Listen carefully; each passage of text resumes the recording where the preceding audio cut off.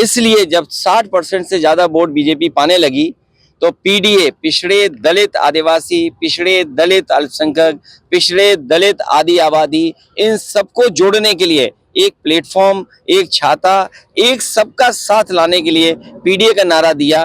बिजू पटनायक जी का बहुत बड़ा योगदान है। उस समय का जो नेतृत्व था, जो दिल्ली का नेतृत्व था, उस नेतृत्व को दिशा देने के लिए, रणनीति बनाने के लिए और उनको नया रास्ता दिखाने के लिए बिजू पटनायक जी ने हमेशा योगदान दिया।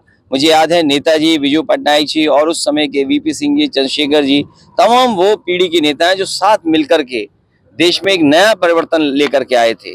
उस समय जो सत्ता में लोग थे उन्हें हटा करके एक जनता दल की सरकार बनाने का भी मौका मिला। अगर हम बिजू पटनायक जी के जीवन परिचय देखें, उन्होंने अपने जीवन में बहुत बड़े बड़े जोखिम उठाए और उसका परिणाम ये हुआ कि गरीब के सबसे ज्यादा लोकप्रिय और दिलों में रहने वाले नेता बिजू पटनायक जी रहे। सर, बसपा ने आप पर आरोप लगाया है कि सपा जो है वो दलित के वोटों के लिए किसी भी हद तक जा सकती है और दलित और मुसलमान सपा के बहकावे में ना आए।